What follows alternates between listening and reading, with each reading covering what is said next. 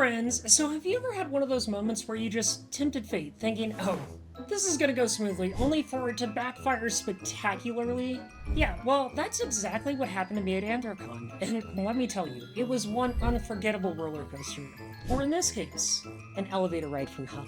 So today's tale is an epic. It's got luggage, elevator mishaps, and of course, beer. Lots of beer.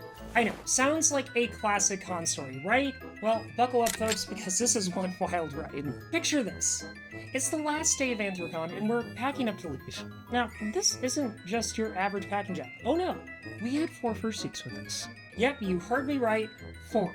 So, there we are, playing real-life Tetris, trying to cram all this stuff into our luggage while silently praying that nothing bursts open at the seams. Now, here's where things get fun. Everyone at the con is trying to leave at the same time.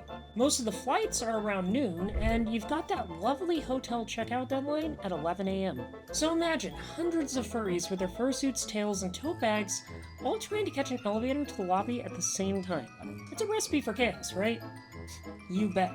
Oh, and to spice things up, the hotel's elevators were having what they called mechanical incidents all weekend. I call them random acts of chaos. They were either stuck moving at a snail's pace or just plain ignoring you. So, you know what? Totally reliable. Anyway, we were staying pretty high up this year, so I knew we were in for a bit of a wait. We head to the elevator bank, and no surprise, every single elevator that opens is already stuffed to the brim with furries and their luggage. And there we are, watching each elevator go ding and then slam, full of people like it's mocking us for even trying. After about a 30-minute wait or so of standing in the hallway, a small crowd of furries has gathered behind us, and they're all looking equally desperate. Finally, we hear that beautiful, glorious ding, and the elevator door opens. Behold! There's just enough room for me and the fursuit cases. Victory! I pile in, feeling like I just won a game show. But then I realize, oh, my husband can't fit in. There's no way. So you know what he decides to do? He decides to be the brave hero, and he takes the stairs with the carry-on bag. We give each other that look, you know, the one that says, I'll see you on the other side, hun. And the doors close. I'm now squished in this elevator with my fursuit cases and 2 other folks. And guess what? They've got their own pallet of beer. Yes, a freaking pallet. Oh, and they have fursuit cases. We're practically ready to start a small room party in here. They give me a polite smile, exchange a few words in German because, of course, my elevator companions are German. Cool. You know what? This is gonna be fine. The elevator starts zooming down. Yes! We're actually going straight to the lobby without stopping. This never happens. My inner monologue is already planning a triumphant exit when we hit the first floor, ding, and nothing. The doors don't open. Instead, the elevator promptly shoots back up to the top of the hotel. The 3 of us look at each other like, did that really just happen? I shrug, press the button for the first floor again, you know, just to remind the elevator of its own job. Down we go again. Fast, my ears are popping. We get to the first floor, it dings, and nope, back up we go. And that's when I realize we've entered some kind of elevator purgatory. This thing is on a mission to drive us all slowly insane. It's like, oh, you thought you were leaving? Haha! Try again. We're now in the midst of an endless loop. Down, up, down, up. It's like a bad carnival ride that forgot the fun part. So here we are, stuck with 2 Germans and enough beer to throw a decent party. And that's when Germans do what Germans do best. They break out the beer. One of them turns to me, grins, and says something that I am pretty sure translates to, well, when in Rome. Or I guess, in this case, when trapped in an elevator?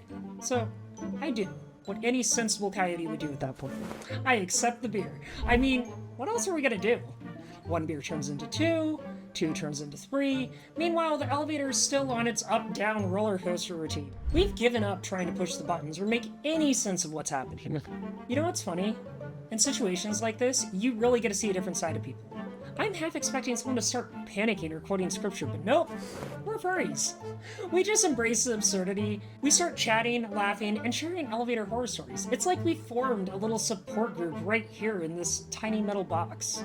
And yes, before you ask, we did push that emergency button that suspiciously looks like a Taco Bell logo. We did that ages ago. Did anything happen? Of course not. Not even a sad little ding. At this point, we've pushed every button on that panel in the desperate hopes that one of them will magically release us from this metal prison. Well, spoiler alert, it didn't work. The elevator just kept doing its own thing. Finally, after what feels like an eternity, the elevator dings. And the doors open to the lobby. Yes!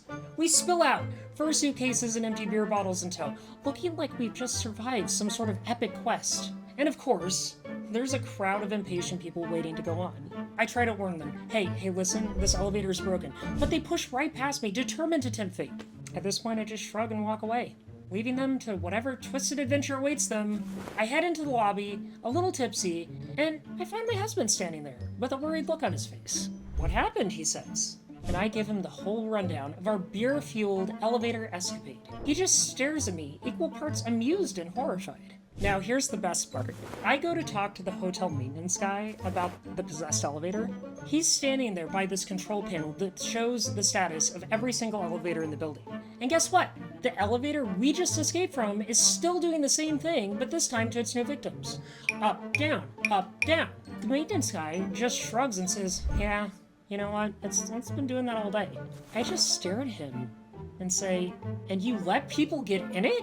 He shrugs again as if to say, not my problem. Well, at that point, I just walk away. Glad to be free from the elevator of doom, but also kind of amused. Like, of course this happened at a furry con. So what's the moral of the story? Well, sometimes you tempt fate, get trapped in an elevator, end up making new friends over a beer. Or 3. Life's weird like that. But if you ever find yourself stuck in a situation like this, just remember, embrace the chaos, crack open a cold one, and write it out. I hope you got a good laugh out of this, because looking back, I sure did. If you enjoyed this ridiculous little adventure and you want to help me keep making these videos, go check out my Patreon. You get lots of cool perks, like early access to videos, your name in the credits, and so much more. Thank you so much for watching, friends. Stay safe, stay kind, and next time, maybe, just maybe take the stairs. Bye!